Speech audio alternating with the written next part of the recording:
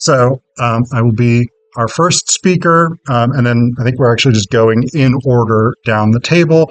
As per usual with this type of event, I will introduce each of our speakers before we present, and then at the end we should have plenty of time for question and answers.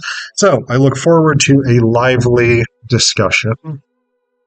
First speaker is going to be me, Phillip Zapkin.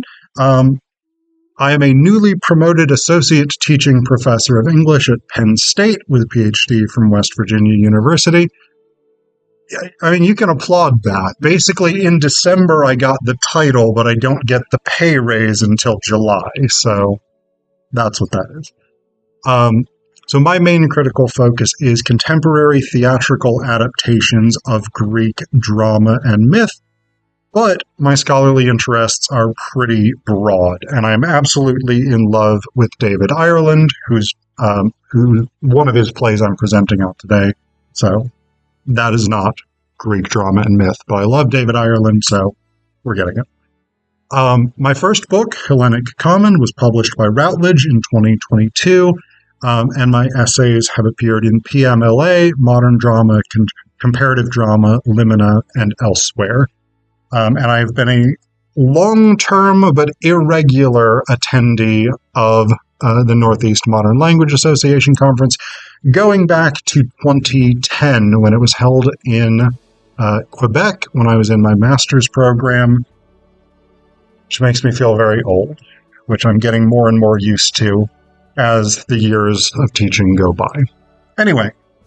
So my paper is entitled British-Irish Liminal Identity, Richard III and Northern Ireland as Borderland in David Ireland's Not Now. David Ireland's 2022 play Not Now begins with some of the most famous opening lines in theater history. Now is the winter of our discontent made glorious summer by this son of York. Now, many of you will immediately recognize those words from a different play. William Shakespeare's Richard III, and indeed you'd be right. Ireland's play opens with a young actor named Matthew preparing for an audition at London's Royal Academy of Dramatic Arts, or RADA. But Matthew isn't in London. He's in Ballybeen, East Belfast, in his family's home. And Ireland's repurposing of Shakespeare's lines is not a neutral gesture to portray a young actor rehearsing an iconic role. As Matthew practices, he struggles to sound English. The stage directions say he speaks the speech with a very affected English accent. He has trouble with the word now. This dramaturgical metaphor aptly introduces the tensions around Northern Irish identity at the heart of the play. Matthew insists on his Britishness, while his uncle Ray advises telling Londoners he's Irish. Northern Ireland remains a borderland. Politically within the United Kingdom, but physically on the island of Ireland, a liminal space in which Unionists or Protestants, and Republicans or Irish nationalists or Catholics uneasily coexist. Matthew and Ray debate their relative Britishness versus Irishness, particularly with Matthew going to London and claiming a British identity with a Belfast accent. In Not Now, David Ireland uses Shakespeare's play to explore the contours of Northern Irish-British identity, ultimately moving toward a version that embraces liminality rather than accepting a binary distinction between British and Irish. This question of Northern Irish Unionist identity is at the heart of Ireland's dramaturgy. Himself from a South Belfast Unionist community, Ireland grew up in the 1970s, 80s, and 90s, during the height of the Troubles, which shaped Northern Irish identity and polarized sectarian communities prior to the Good Friday Agreement of 1998. In the introduction to Methuen Dramas, David Ireland Plays 1, the playwright reflects on the strangeness of writing Cypress Avenue for Dublin's Abbey Theatre, in many ways the national theatre of the Republic. He explains, "My whole life I'd barely set foot in the Irish Republic. I'd always considered myself British, and I still do. But there's undeniably an Irish element to my identity. It's there in my work, and it's an inner conflict within many Ulster Protestants." Indeed, Ireland's two most famous plays, along with many of his lesser-known works, take different paths to explore the tensions around Unionist Northern Irish identity. 2016's Cypress Avenue is a psychological drama in which Belfast man Eric descends into psychopathy after becoming convinced that somehow his new baby granddaughter is Irish Republican leader Gerry Adams. It's a play in which the sectarian hatreds that defined Unionist communities throughout the Troubles manifest in individual psychological breakdown. And 2018's Ulster American revolves around the misidentification of Belfast Protestant Ruth Davenport's new play as glorifying Irish Catholic republicanism.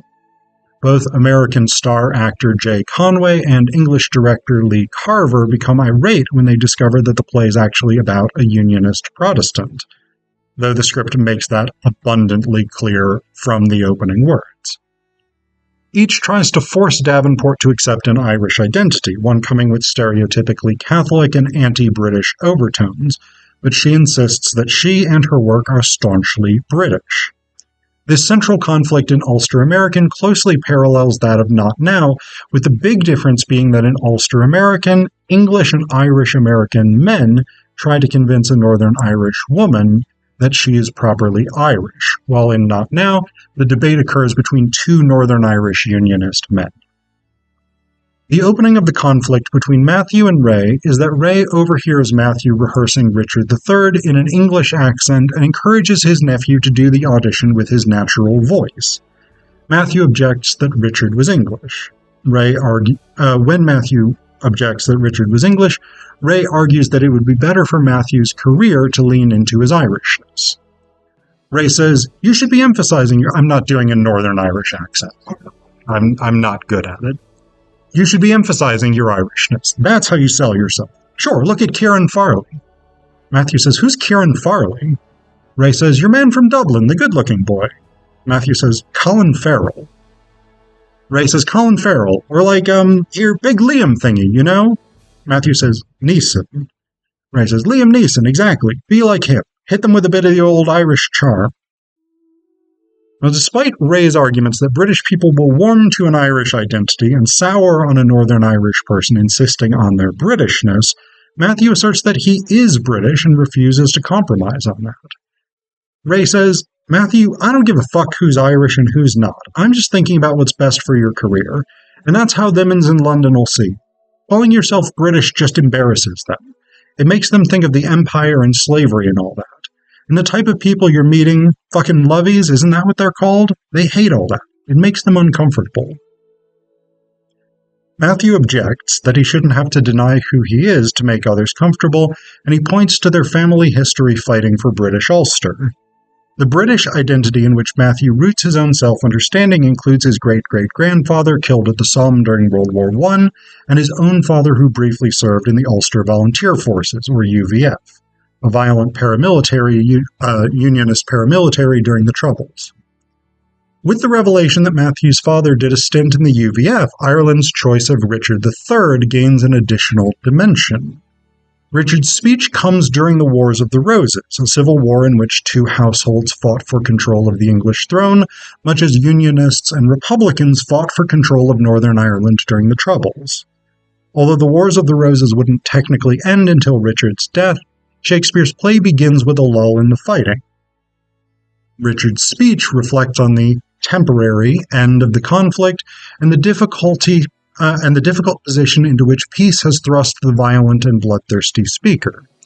Similarly, post-Good Friday Agreement, Northern Ireland's militarized factions had to negotiate a peaceful coexistence in a society that would no longer be marred by militarization and sectarian violence, or at least not as much. Ray makes this connection overtly, saying, "You said Richard was a psycho who was against the peace and wanted to go back to war. Well, that sounds like half the people on this street." For Matthew, however, though he doesn't endorse violence, the sectarian conflict is central to his identity. According to Matthew, his mother told him his father joined the UVF when he was my age, just after the Enniskillen bombing. He hated the IRA and he wanted to do his bit. This phrase, "to do one's bit," by the way, has a long history in British culture associated with militarism and violence. In Matthew's narrative of his family history, there are clear lines of demarcation.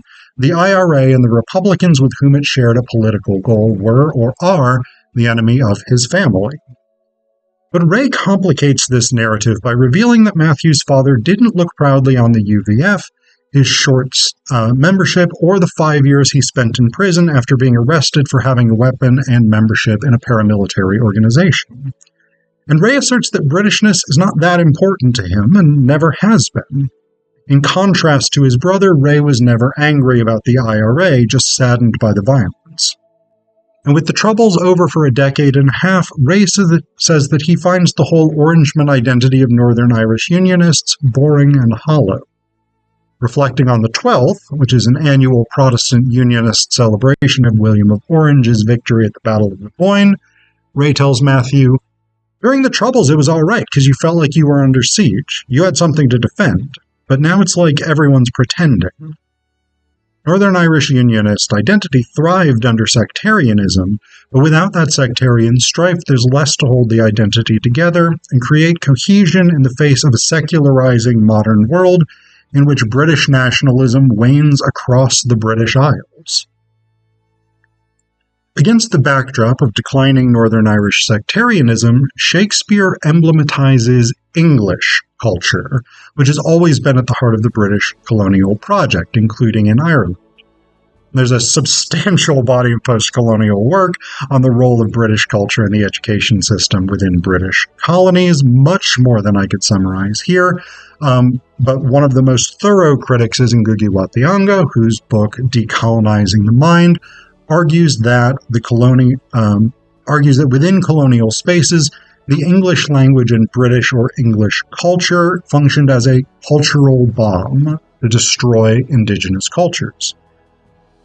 In Northern Ireland, reading language and culture post-colonially is a fraught exercise because of Northern Ireland's ambivalent position vis-à-vis colonialism and post-colonialism. On the one hand, the rebirth of the Irish language has been seen by some nationalists as key to liberating Ireland, not only politically but culturally, going back to the Celtic revival beginning in the 19th century. Along the same lines, Irish nationalists from Northern Ireland, like Brian Friel, have critiqued the Anglophone dominance of Ireland and its erasure of Celtic identity, as Friel famously did in his 1980 play Translations. On the other hand, for Northern Ireland's Unionist community, mainly descended from Lowland Scots or English ancestors, the English language does not represent a foreign colonial imposition at all, but instead part of their unique heritage. Indeed, Ulster English, a distinct dialect influenced by the Scots language, is a part of Northern Irish identity, especially for people descended from Scottish settlers to the Ulster plantations. The upshot of this is that language and voice represent complex forces in the ambivalent colonial or post-colonial nation of Northern Ireland. And so when Matthew and Ray clash over whether the young actor should speak in his own accent, this argument carries echoes of debates over national identity. Matthew initially tries to speak Richard's lines with an English accent, but Ray pushes him to say the lines in his own voice, performed reclamation of Shakespeare for a Northern Irish identity, paralleling post-colonial writing back, in which post-colonial authors adapt British or European literature to claim ownership and authority over that literature or culture. After convincing Matthew to rehearse the speech in front of him, Ray interrupts with a question that is death to any actor's confidence. Are you going to do it like that? This incenses Matthew, who demands to know how Ray thinks he should perform. Ray says, I was just surprised. Matthew says, why? Ray says, well, you're doing it like English. Matthew says, how should I do it? Ray says, should you not use your own accent? Matthew says, he's the Duke of Gloucester. He's hardly going to talk like he's from the bottom of Newtownards Road. While Matthew posits the historicity of Richard's Englishness as justification for the performance choice, Ray argues that Matthew should express himself through the performance, ironically considering how much Ray argues for Matthew claiming an Irish identity that he doesn't feel connected to. Ultimately, performing Richard's speech with his own Belfast accent offers Matthew a middle ground in which he can both maintain his British identity and claim his Irishness. At the play's end, when Matthew does speak Richard's lines in his own voice, he performs back to a British identity that privileges Englishness as the pinnacle of culture, a gesture toward regenerating a distinct Northern Irish identity apart from the fraught labels of British or Irish. Instead, he begins a process of negotiating an Ulster identity that is both and, finding a space in the borderland between Irish and British identities and embracing a more genuine and less sectarian conceptualization of Ulster self. Thank you.